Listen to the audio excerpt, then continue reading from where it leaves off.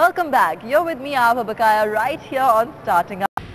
The good thing about Mumbai Angels is that they invest as a group, so they can invest in a number of different companies, unlike a fund that has a set corpus. And from their point of view, they get to hedge their investments, making it a win-win situation for everybody. On to a space I know best, media. Now on Starting Up, like many other shows, we get queries in from people wanting to be featured on Showcase or of course on Elevator Pitch. So this week, Sudhir Sial plays devil's advocate and tells you how to go about getting the best coverage for your startup. Pay close attention. For most young startups, it's the message board containing all its media coverage which gets pride of place within its office premises. Unfortunately, all startups don't have a message board which is as filled as this one. So in this edition of Toolkit, we show you how to effectively market your startup to us, the media. Every startup hopes and expects itself to get never-ending media coverage. After all, it is the cheapest and most effective form of marketing. But is media coverage really that easy?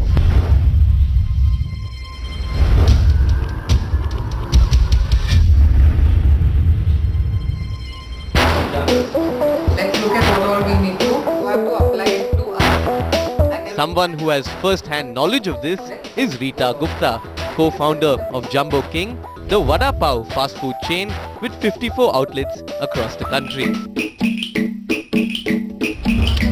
She also runs Wow Factor, a PR firm where her experience as an entrepreneur aids her in providing PR solutions for startups. If you're running a factory, you are pretty much prepared to receive that a certain percentage of your produce will be rejected. The entrepreneur somehow might not be able to face the same when he presents his proposition to the media. PR on the other hand, PR professionals are pretty much used to being told that this will not work, and if you really want to explore it, then let's work around it this way.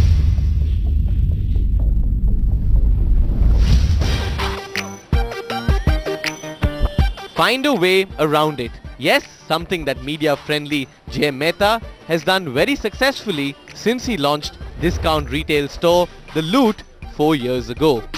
Today, The Loot is a media story. But how did it become so? Did he use conventional means? The Loot, we never have a ribbon cutting. Okay, it's always a bash opening. So either you are bashing a wall, you are bashing a glass completely. We asked Irfan Khan to come and bash the glass and open the store.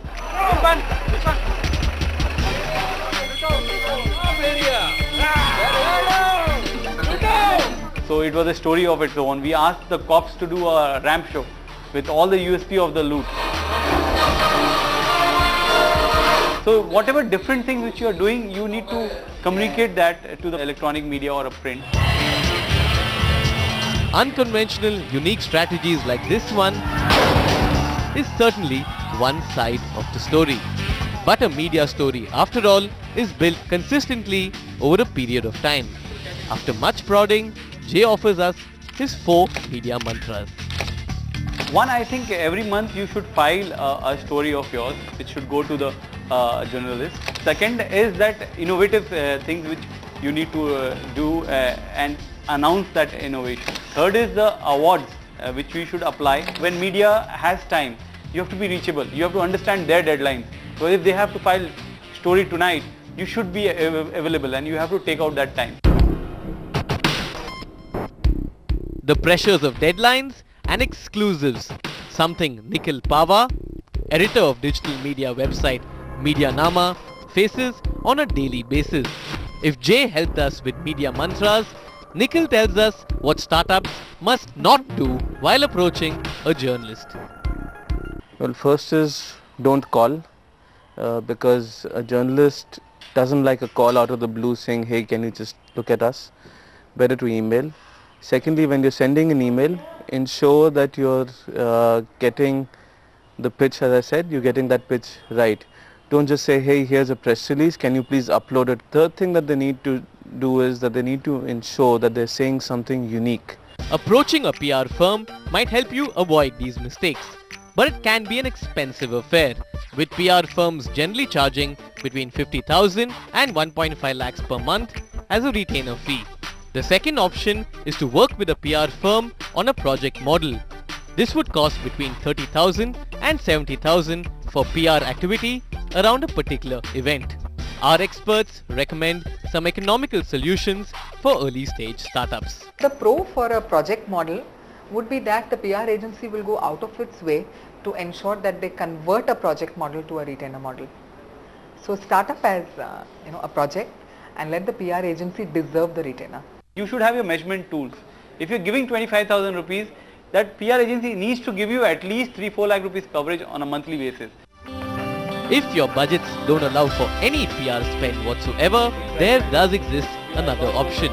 You could go solo and approach the media directly. Nikhil tells us the best ways to approach the press. I prefer a combination of a press release with screen caps, perhaps a video, and also a demo. The more information I get, the more information I have to make a judgment on whether there is a story for me or not. The most fun and perhaps the cheapest of all of these is to become your own brand ambassador. Everything you do then simply becomes news.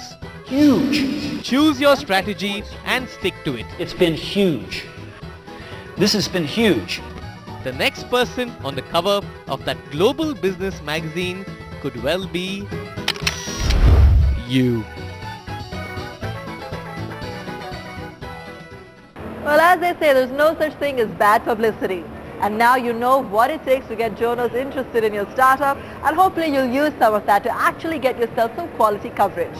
On that note, let's take a very quick break right here on Startup.